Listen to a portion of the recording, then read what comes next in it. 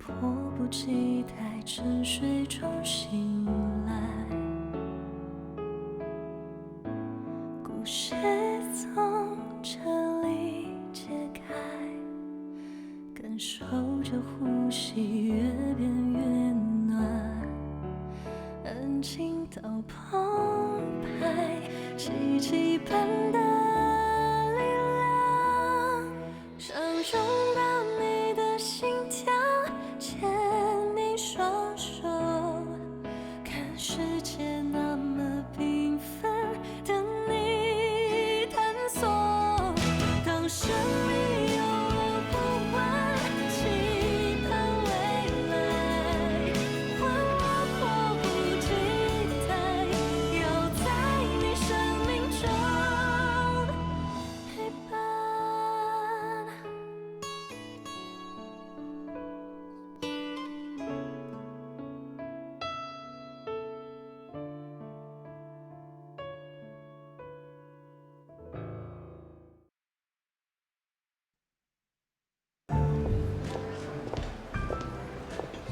无聊。看来喝酒真的能让人放松啊！黄主任，哎，你恢复的太好了。你怎么在这儿啊？我都出月子了，我为什么不能在这儿？你现在够狂野的，刚出月子就出来玩啊？我来找你是想跟你聊一下王小柯的事情。你不用再劝我了，我不会让类似的悲剧再发生一次。我来倒不是想劝你，而是想明确的告诉你，从冯科过世到现在，首先，医学是一直在进步的，妊娠合并宫颈癌的治疗比过去更加精准。其次，难道你告慰冯科的最好方法，不是让王小柯母子平安吗？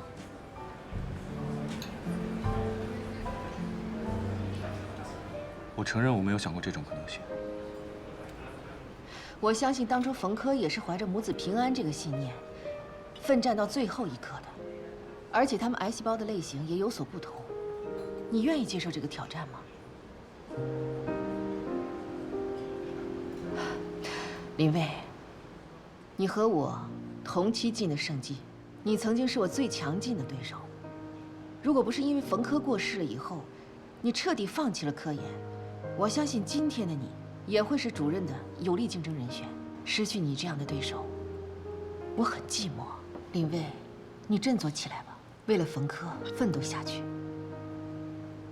因为只有你变得更优秀，才能够拯救更多像冯科一样的病人。最近怎么样？艰难地打着离婚官司，他不想离，而且有强大的律师团。我有什么可以帮你的吗？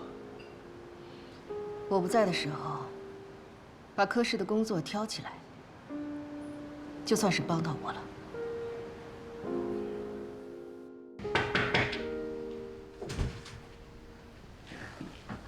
林大夫，怎么了？有什么问题吗？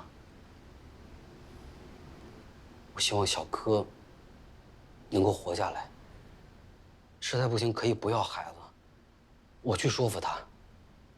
如果需要的话，现在就可以终止妊娠。哪怕他恨我，也得保住他的命。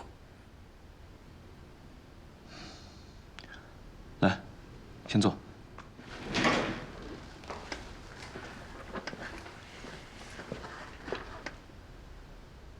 我先谢谢你做的这个决定。这些天，我想明白了很多。虽然我们都很希望王小柯能够活下去，但是没有人可以剥夺他的意愿。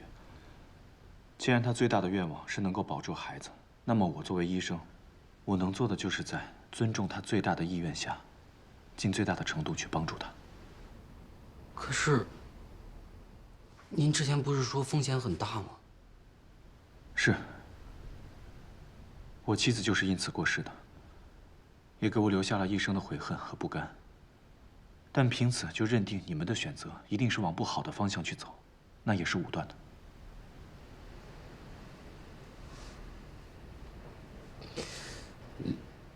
林大夫，您是过来人，你应该能理解我现在的纠结和痛苦。我现在真的很迷茫，我每天都在问我自己，我究竟是要听您的保住小柯，还是听小柯的赌一把保住孩子？我想了好多天，我好不容易决定，我决定听您的，可是您现在，其实我跟田主任还有其他医院的医生对王小柯的情况也进行了几次会诊，大家都认为他的情况还是谨慎乐观的。针对他的情况，最可行的方式就是进行新辅助化疗 NACT。可是之前不是说对胎儿影响很大吗？这些年有新型的化疗药物不断在问世，治疗方案和给药途径也在不断完善。虽然妊娠合并宫颈癌的数据并不多，但从已有的数据来看，以铂类药物为基础进行联合化疗，对于胎儿发育、产时影响的风险很小。所以，孕产妇宫颈癌的有效率可以达到60%以上。60%。那我们究竟会是60%的幸运儿，还是那40%的不幸呢？这说到底还是在赌嘛。如果你觉得我们现在在跟病魔在做斗争，那确实是在赌。因为人类有很多疾病无法通过药物最终解决，就比如说我们身边的高血压。但是如果你觉得我们现在的这个决定是在赌，我不认同，因为这是在医学的极限下谨慎而负责的一个决策。我想问你，你能不能跟我一起严密监控？能不能配合我？我们一边进行新辅助化疗，一边做好随时放弃孩子的准备，尽可能帮他保到32周。如果在此之前出现任何的情况恶化，立即终止妊娠。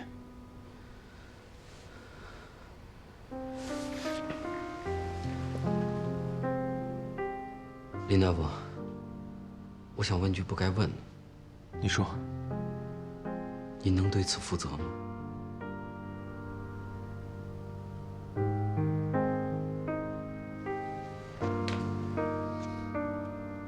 我负责。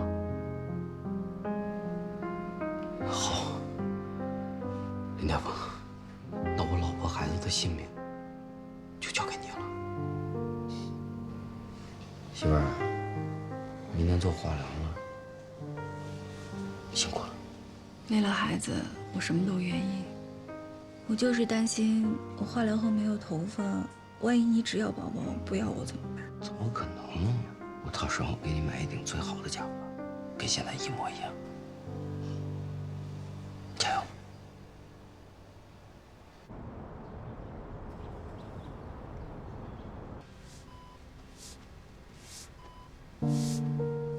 妈，我跟你说，我交男朋友啦，就是你特别喜欢的那个刘医生，刘念白，高高帅帅，笑起来特别阳光的那个男孩。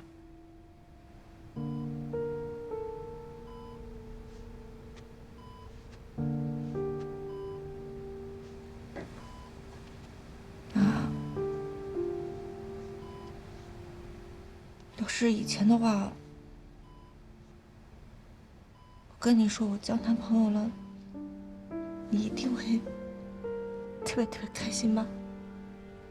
你一定会跳起来，然后握着我的手。妈，你起来听我说。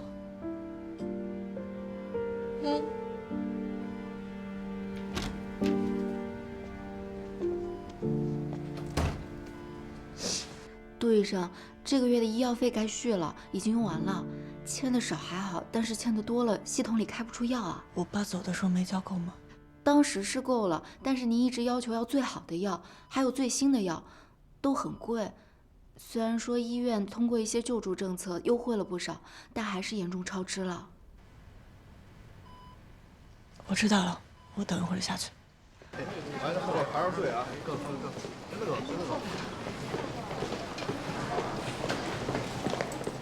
够不够交？我刚去看阿姨，护士说你来交费了，查了一下，后续还有好多钱要交。你存款够不够啊？不够啊，东拼西凑的结果就凑到了1个月。那下个月如果要做手术呢？那就到时候再说吧。我帮你交。不用，我下个月还有工资呢。咱们那点工资我又不是不知道啊。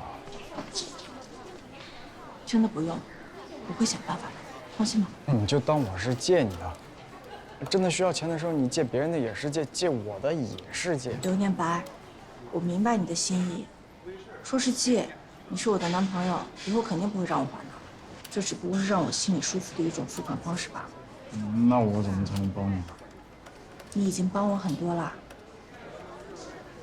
一直帮我照顾我妈妈，在我最失落的时候，你一直陪着我，还想尽办法让我吃东西，连平时我自己舍不得去吃的东西都带我去吃，真的，已经帮我很多了。这些呢，我可以接受，是因为作为女朋友，我也会对你好。等我涨工资了，如果你需要我的帮助，我也可以成为你的后盾。只不过，我妈妈的医疗费是我最后的体面，你就让我自己想办法吧。真的跟别的女孩很不一样。其实每个女孩都是不一样的，只不过现在这个社会有很多趋同的价值观，让很多人觉得这样做是对的，那样想是对的。我只是不受影响罢了。真幸运啊，有你这么特别的女朋友。我也很幸运啊，有你这么特别的男朋友。作为一个男性妇产科医生，你很难不去心疼女人。大家青春期的时候都上过生理卫生课吧？学校会把男生跟女生分开啊，男老师跟男生说一些神秘的东西，女老师跟女生说一些神秘的东西。等到我们长大后互相一对，才发现哦，这些神秘的东西原来真的很神秘。老师花了几个小时的时间，主要的目的是为了让你听不懂。开玩笑啊。网上对妇产科医生咨询率最高的一个问题，避孕。拜托啊，一堂课可以解决的问题，为什么要遮遮掩掩？为什么要让那些女孩子一次一次轻易地伤害自己的身体？到现在为止啊，还有大量的女孩相信各种奇奇怪怪的避孕方法。我只能一遍一遍地告诉她们：第一，听专业医生的；第二，如果你的男朋友拒绝安全措施，那么请你一定拒绝他。还有很多女孩说我不想吃避孕药，我怕副作用。副作用这3个字对很多人来说就像是洪水猛兽，甚至很多人可以为了它放弃正作用。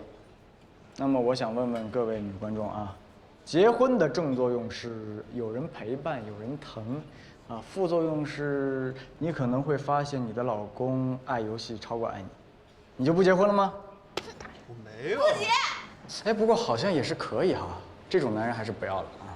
换个例子，吃饭的正作用是活下去，满足味蕾；副作用是胖，你就不吃饭了吗？当然要吃了。对，当然要吃。我就很想知道啊，我们什么时候才可以停止心疼这些女孩啊？我们能提前为她们做些什么呢？想来想去啊，求求你们，把我的脱口秀转发给他们吧。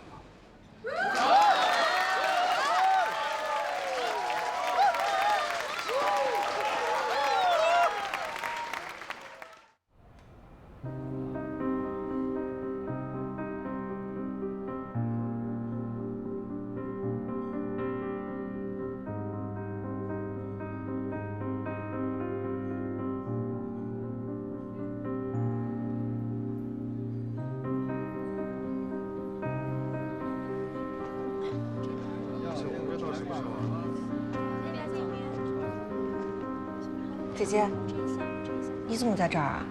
你体检了，哪不舒服吗？我帮你看看吧。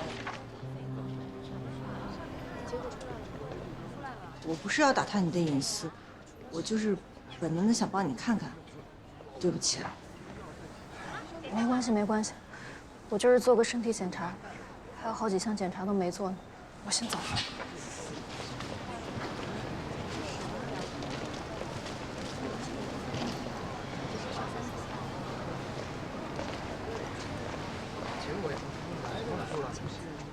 取个报告。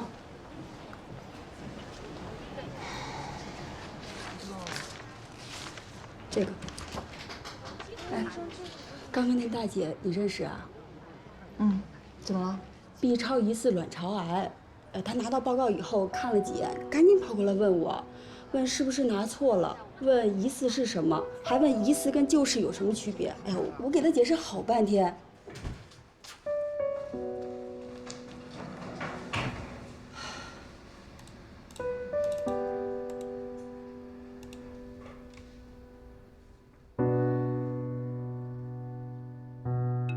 哦，不好意思啊，没事。等一下。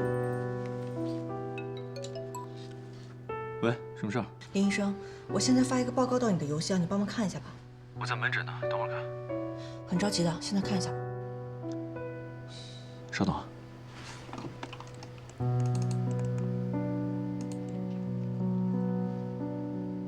卵巢癌，你让我看什么呀？确定是卵巢癌。你医学院白上了，这都不是卵巢癌，什么是卵巢癌？赶紧安排住院。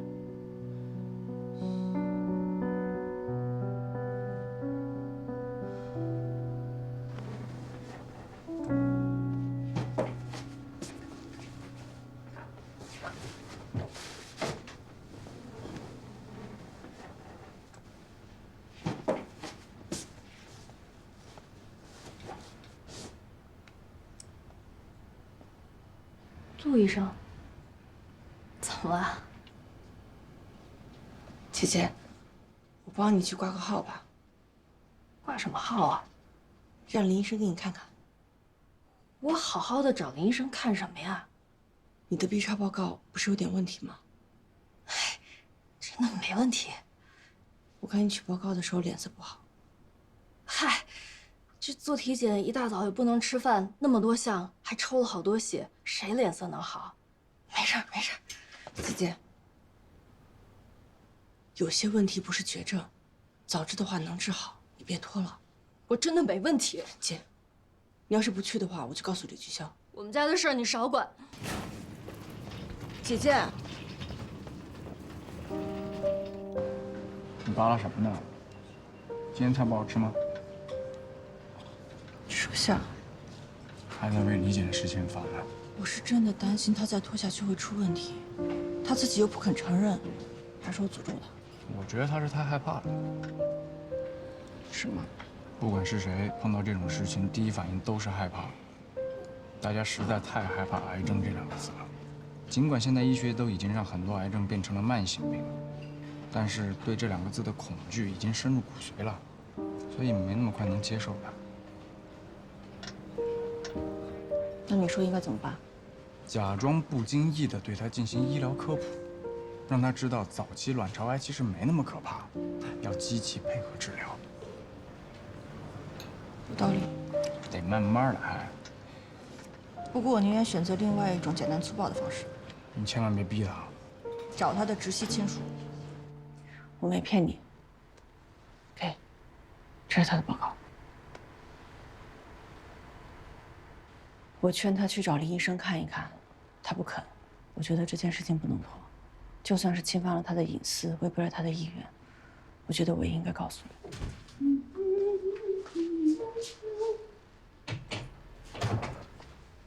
你们俩又吵架啦？没有，为了个病例争了几句，真的没有。真的没事吗？真没事。啊，对了，黄主任问你56号床的病人今天可不可以出院？如果可以的话，你尽快去跟他说一声。好吧。你们真的没有吵架吗？没有。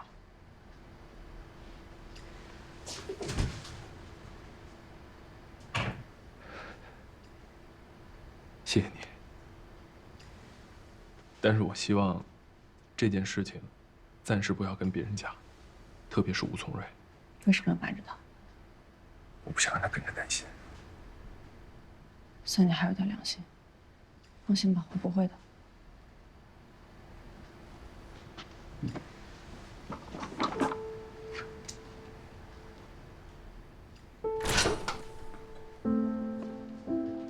锦绣，回来了，吃了吗？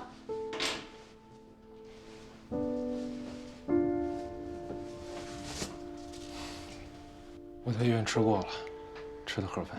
怎么能就吃个盒饭呢？姐给你吃碗面去。我有事儿跟你说。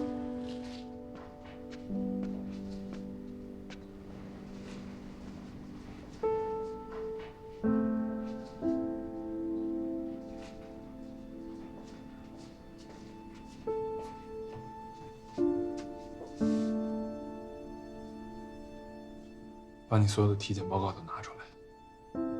啥体检？吴聪蕊跟我说，你去医院里检查能不能怀孕，所有的项目都检查了一遍吧。把报告给我。检查报告还没出来呢。别骗一个医生。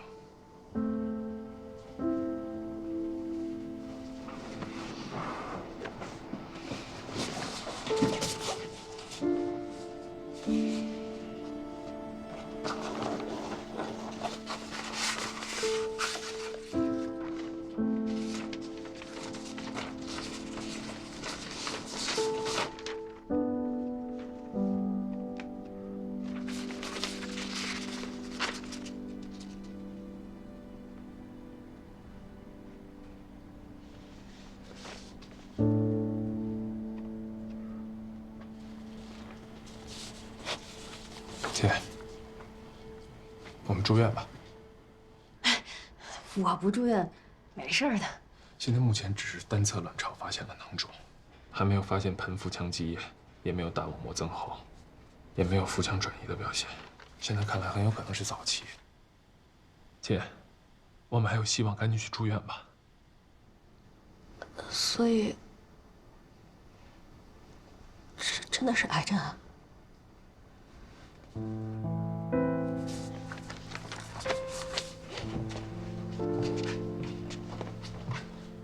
姐，你别怕，癌症不都是绝症，而且现在咱们发现的早。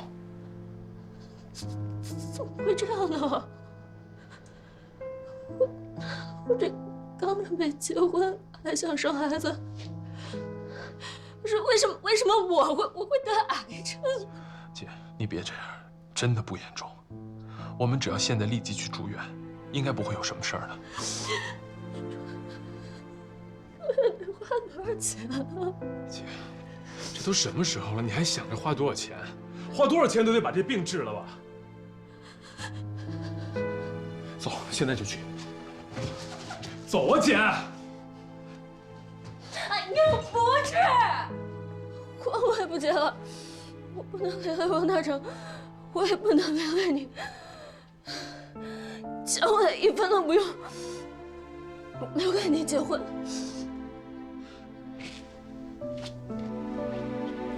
姐，你跟我说这些话，你当我是没心没肺吗？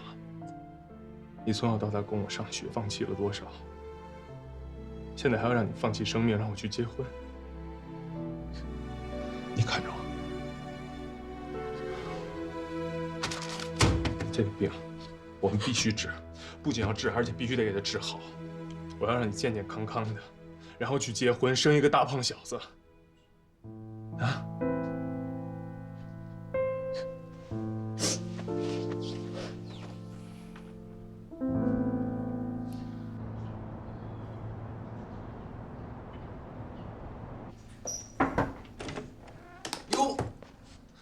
回来了，欢迎欢迎，热烈欢迎，气色不错，欢迎黄主任健康归来啊！今天中午我请大家吃顿好的。别，你突然间对我这么热情，我不是很习惯。你看，老样子，老是泼冷水，身体怎么样？完全没问题，产后42天会诊，好极了。精神科呢，我也看了，再吃一阵子药，观察一下就好了。其实你不用着急回来，科室里虽然很缺人，但是你看你带着俩孩子还得上班，我怕你照顾不过来。我来就是想跟你商量这件事的，倒不是顾不过来，我父母都来了，也请了保姆，照顾2个孩子是绰绰有余的。只是呢，我希望花点时间陪陪孩子。让思琛她的状态稳定下来，还要争夺2个孩子的抚养权。所以呢，我打算把手上的一个科研项目和一些管理工作交给林卫。我早就想让他多分担点工作，但是呢，他老是拒绝我。你让他为了升职多负担点工作，他肯定不愿意。但是如果为了帮我，可能有戏。那感觉好了。趁这个机会，也让他出点成果，再往上走走。那你跟他好好说说。好。那咱们查房去。走，查房去。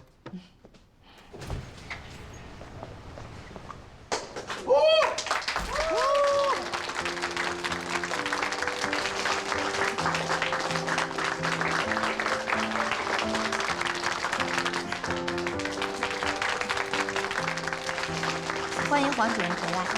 谢谢。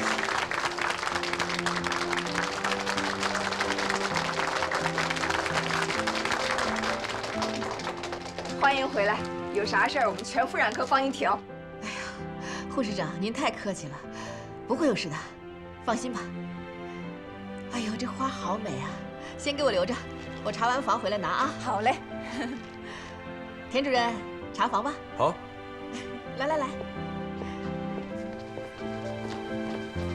你提我干什么？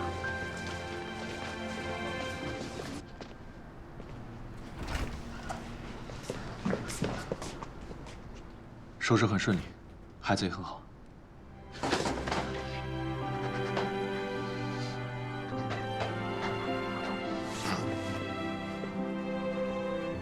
谢谢雷大夫，你根本不知道我这几个月是怎么过来的。我懂，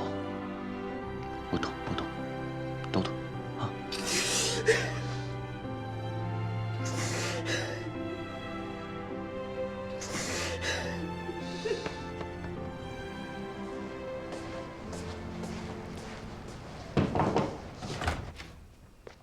来吧，要给我分配什么工作？去年申请下来的一个项目，是妊娠合并宫颈癌的研究。你也知道，我最近忙着打官司，还要照顾2个孩子，所以我希望大量的减少在工作上的投入。你可不可以帮我接手这个项目啊？并且以第一作者的身份，在顶级期刊上发表论文。暂时帮你接管我没问题啊，但是要代替你出成果，这个我不行啊。但是我会把这些年我自己妊娠合并宫颈癌的这个病症研究积累经验，可以全部都交给你。第一作者不必了，因为我不想做医生了。为什么？我答应过冯科，我做满8000台手术就带他去尼泊尔。我现在还差几台就凑够数了。我都决定了，到那个时候我就辞职离开医院。我想先带着冯科的骨灰去趟安纳普纳雪山，然后我就彻底改行了。一定要这样吗？你这么多年的积累，再出一点科研成果，你就是盛季的主任了。你觉得我在乎吗？我的任务都已经完成了。你放心，你的工作我会暂时帮你承担的，但是长期的话，你得物色新的人选啊。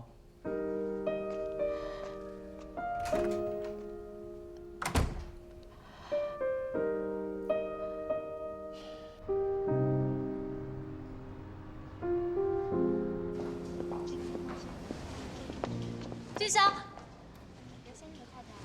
我可等到你了，要不我先带你参观一下？去。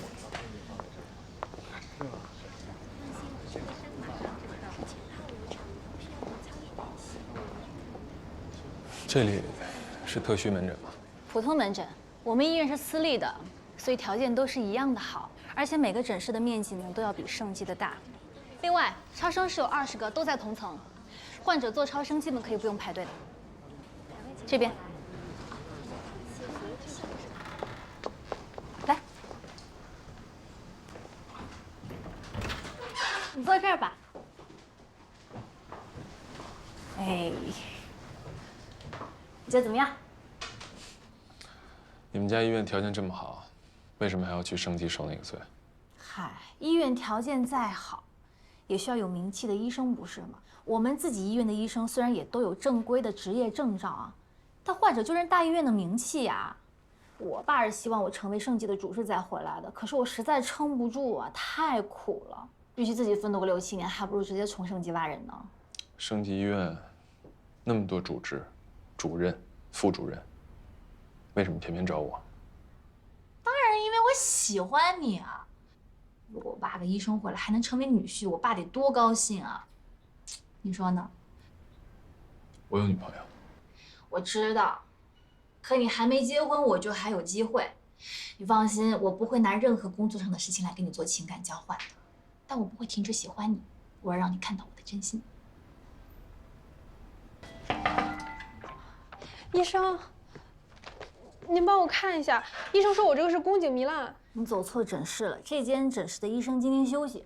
我跟你说，你这个病得赶紧做手术，赶紧去隔壁看看吧。宫颈糜烂不是病啊，也不用做手术。谁说不用做呀？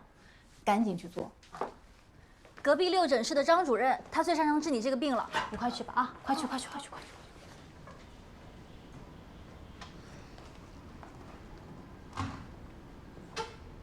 你在胡说什么？宫颈糜烂根本就不是病，也不需要做手术。在我的医院都得做。你这是在骗人，你知道吗？你好歹也是医学生，难道你不知道，从2008年开始，中国第7版妇产科学教材上就已经取消了这个称呼。宫颈糜烂根本就不是病，只是过去医学对宫颈的一种正常表象错误认知。我知道，可是最容易做又最赚钱的就是这个手术，用激光轻轻一烧，一次手术费是1万多，指导医生提成8000，又没有什么风险，为什么不做呢？你这是在违反医学道德，对患者未来的生活没有任何的影响，还可以打消女生的羞耻感，这怎么违反医学道德了？宫颈手术对未来的生育是可能有影响的。在医院里，你难道没有见过那些因为做过宫颈手术而宫颈功能受损的吗？你难道没有见过那些为了保证自己胎儿生育，只能把松弛的宫颈缝扎起来，在床上苦苦等几个月的吗？哎呦，那些医生下刀都太狠了。你看啊，以你的技术是吧，轻轻那么一啄，意思一下，怎么会影响未来的生育呢？这种手术，我肯定不做。一个手术8000，对患者未来的生活没有任何的影响，你就当洗牙喽，洗牙还见血呢，像这种激光手术都不见血，不是每个女人都会得肿瘤的。我的医院最赚钱的就是这些难以启齿的小毛病，他们不敢去公立医院，跑来我的医院也都是舍得花钱的，他们也是自己心虚，不是吗？我觉得根本上升不到什么医学道德。我会给你很好的条件的。如果以后你家人有任何住院的需求，在我这儿我给他全部免费，你看行吗？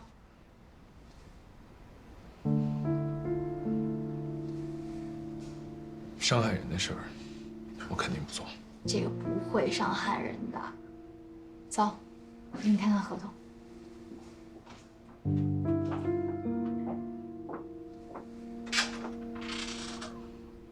走啊！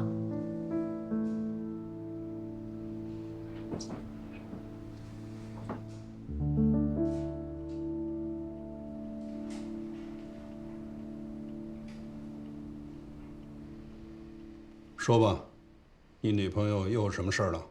你怎么知道？你来找我，除了为她，还能有别的事吗？也可以有别的事儿。我就是想请教一下刘院长、刘大主任，有什么可以让规培医生增收的办法？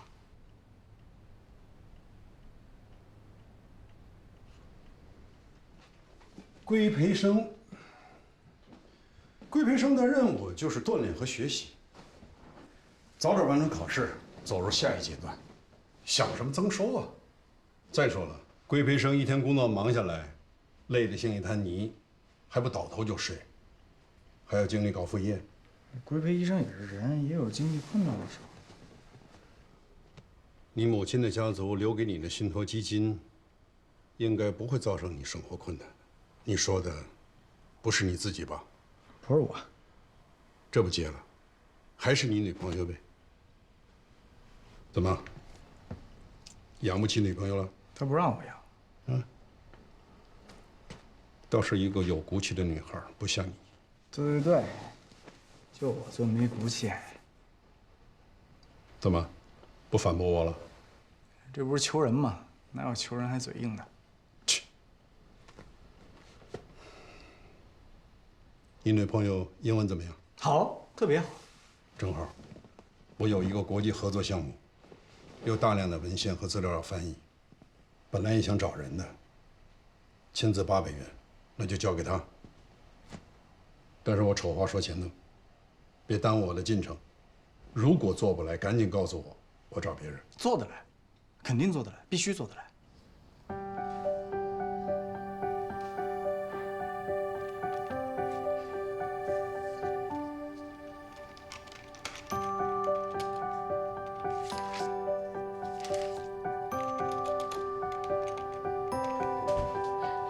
医生，快去看看吧，我女儿肚子疼。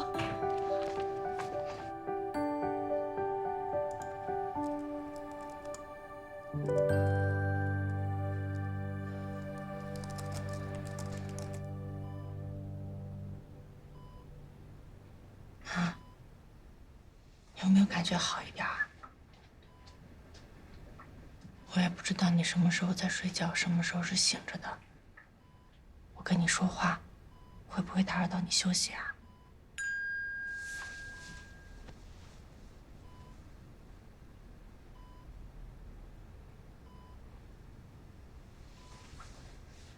啊，你爸最近给我找了一个翻译的工作，工资特别高，钱打得也特别快。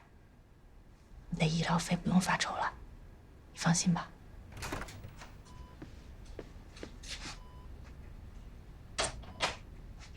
累不累啊？买了咖啡啊？一点都不累。每天能来跟我妈说说话，就是我最放松的时候了。稿费收到了吗？嗯，收到了。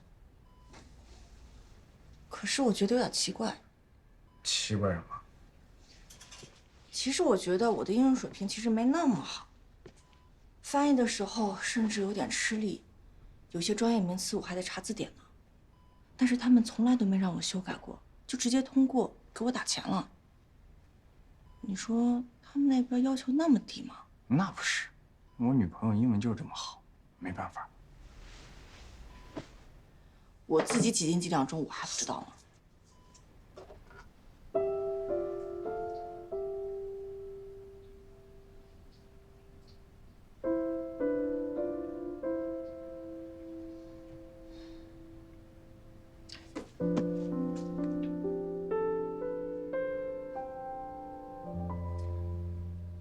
任医生，不好意思，可以把我前几次定稿的文件发给我看看吗？我好像有一个词一直用错了，我想再确认一下。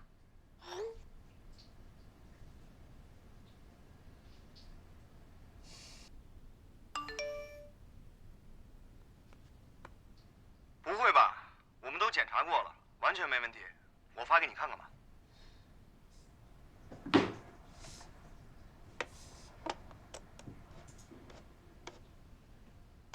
嗯，改过了。这个人的英语水平得甩我一大截，跟母语似的。刘念白。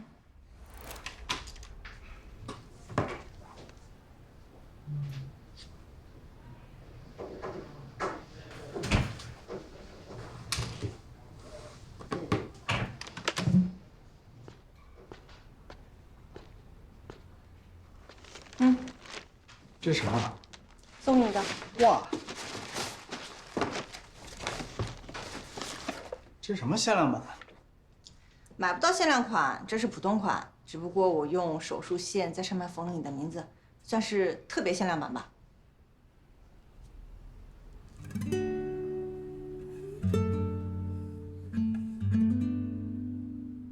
这我见过最珍贵的定制款。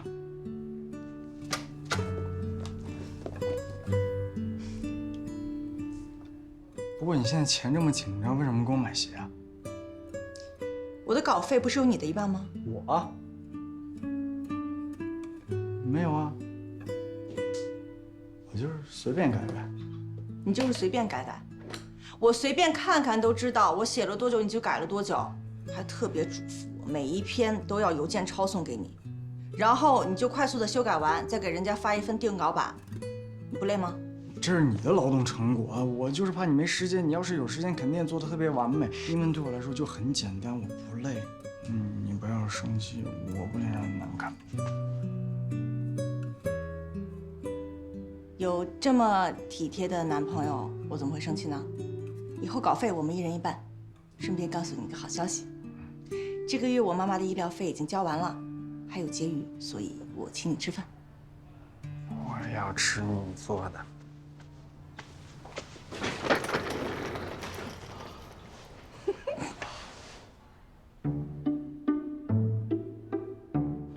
哇，你会做这么多菜？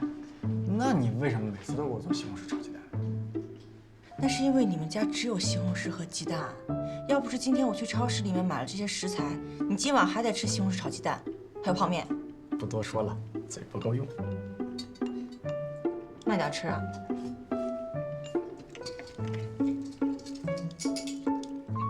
我不能喝酒啊。我知道，没有你的杯子。你少喝点啊！今天这么好的日子，我可不想挨打。放心吧，不会喝多的。哎呀，吃什么好呢？来个虾。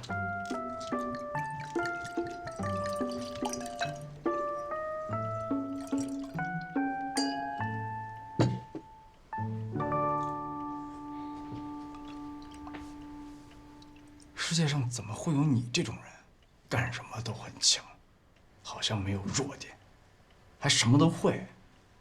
你如果不是女医生，一定是一个很优雅、很会享受生活的女人。其实我也不是不会享受生活，只是我不想浪费时间，而且想要成为顶级医生的压力一直压着我。唉，人生短短几十年，如果说看到了一个很高的目标，而自己又有条件去达到，那肯定想要努力争取了。